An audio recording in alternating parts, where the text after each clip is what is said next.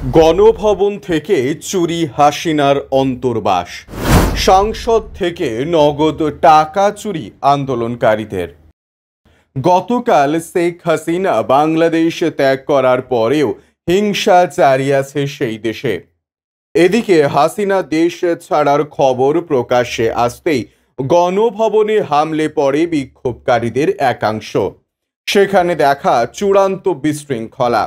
সেই অরাজকতার একাধিক ছবি ও ভিডিও প্রকাশ্যে আসতে সেখানে দেখা যায় ব্লাউজ অন্তর্বাস নিয়ে উল্লাস করছে কয়েকজন। অন্তর্বাস হাতে এক যুবকের ছবি ভাইরাল হয়েছে সোশ্যাল মিডিয়ায়। সেই ছবিতে দাবি করা হয়েছে সেই অন্তর্বাস আপা বা দিদির।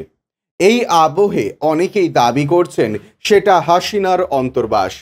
এদিকে গণভবনের পাশাপাশি বাংলাদেশের জাতীয় সংসদেও বিক্ষোভকারীরা হামলা চালায়। সংসদে ঢুকে পড়ে রীতিমতো তাণ্ডব চালাতে শুরু করে। অভিযোগ ওঠে সেখান থেকে নগদ প্রচুর টাকাও চুরি করা হয়। পরে আন্দোলনকারী কিছু ছাত্র সেই সব চুরি হওয়া টাকা সেনা আধিকারিকের হাতে তুলে দেয়। সেই ভিডিও সোশ্যাল মিডিয়ায় ভাইরাল হয়েছে, যদিও সেই ভিডিওর সত্যতা যাচাই করেনি ইউজে নিউজ। গতকাল গণভবন থেকে বালিশ, ছাগল, মাছ, শাড়ি, সোফা, শাকসবজি, কাপ নিয়ে পালাতে দেখা গিয়েছে বহু মানুষকে।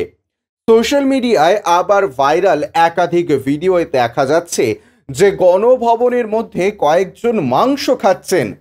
একটি ভিডিওতে দেখা যায় গণভবনে হাসিনার ঘরের বিছানায় জুতো পরে পা তুলে শুয়ে আছেন একজন। বাংলাদেশের সংবাদ মাধ্যম প্রথম আলোর প্রতিবেদন অনুযায়ী গণভবনে আন্দোলনকারীদের ঢল নামে।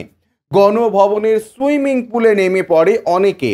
এদিকে বাংলাদেশের সংবাদপত্র প্রথম আলোর রিপোর্ট অনুযায়ী সোমবার সংঘর্ষে বাংলাদেশে মৃত্যু হয়েছে 109 জনের। পরে অন্যান্য রিপোর্টে দাবি করা হয় মৃতের সংখ্যা 135। রাজধানী ঢাকাতে অন্তত 13টি পুলিশ স্টেশনে হামলা হয়েছে গতকাল। বাংলাদেশের 2টি কারাগারে ভাঙচুর এবং অগ্নিসংযোগের ঘটনা ঘটেছে। এদিকে এই অশান্ত পরিবেশের ফাঁকে বাংলাদেশের বিভিন্ন সংখ্যালঘু অধ্যুষিত এলাকায় হামলার অভিযোগ ঘটে। পরে রাতের বেলা সেনার তরফ থেকে কমান্ডোদের ফোন নম্বর প্রকাশ করা হয়। হিন্দুদের ওপরে হামলা হলে সেই সব নম্বরে ফোন করতে বলা হয়। বাংলাদেশের বিভিন্ন মন্দিরের নিরাপত্তার দায়িত্ব নিজেদের কাজে তুলে নেন আন্দোলনকারী পড়ুয়াদের একাংশ।